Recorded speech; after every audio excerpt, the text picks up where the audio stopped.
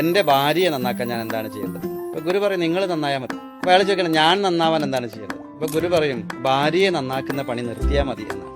ഇത്ര വലിയൊരു ഫിലോസഫി ഞാൻ എൻ്റെ ജീവിതത്തിൽ വേറെ കേട്ടിട്ടില്ല. ഇത് തന്നെയാണ് നമുക്ക് എല്ലാ സ്ഥലത്തും അപ്ലൈ ചെയ്യാനുള്ളത്. കുട്ടികളെ നന്നാക്കാൻ എന്താണ് ചെയ്യേണ്ടത്? നിങ്ങൾ നന്നായാൽ മതി. ഞാൻ നന്നാവാൻ എന്താണ് ചെയ്യേണ്ടത്? കുട്ടികളെ നന്നാക്കുന്ന പണി നിർത്തിയാൽ മതി. ഇത് കേൾക്കുന്ന സമയത്ത് ഇപ്പൊ കുട്ടികളെ നന്നാക്കണ്ടേ എന്ന് ചോദിക്കും. കുട്ടികളെ നന്നാക്കുക എന്ന് നിങ്ങൾ ഉദ്ദേശിക്കുന്നത് എന്താ? നമ്മളുടെ സ്കെയിലിലേക്ക് കുട്ടികളെ കൊണ്ടുവരികയാണ്. നിങ്ങളെ ടോയ് ആക്കുക. നിങ്ങളെ റിമോട്ടിൽ പ്രവർത്തിക്കുന്ന ഒരു യന്ത്രത്തെയാണ് നിങ്ങൾ ഇഷ്ടപ്പെടുന്നത്, വ്യക്തിത്വമുള്ള ഒരു കുട്ടിയല്ല. കാരണം എല്ലാ കുട്ടികൾക്കും വ്യക്തിത്വമുണ്ട്. നിങ്ങൾ പറയുന്നത് കുട്ടികൾ കേൾക്കുന്നില്ല, അനുസരിക്കുന്നില്ല എന്ന് പറയുമ്പോൾ ഒരു ചോദ്യം, അവര് പറയുന്നത് എപ്പോഴെങ്കിലും നിങ്ങൾ അനുസരിച്ചിട്ടുണ്ട്? അവര് പറയുന്നത് കേൾക്കാൻ നിങ്ങൾ തയ്യാറായിട്ടുണ്ട്?